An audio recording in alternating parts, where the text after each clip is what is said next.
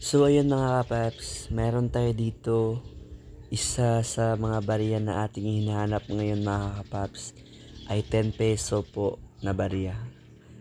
Commemorative coins po yan mga kapaps na 10 peso coin. Alam ko marami pa sa inyong meron ng ganito. Baka marami pa kayo dyan mga kapaps.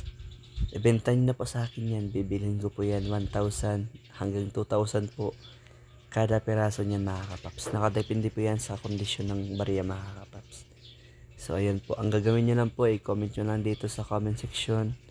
Pipili po ako dito sa comment ng pagbilihan ko ng mga barya mga kapaps. Legit po na buyer mga kapaps. Paki-comment lang po dito.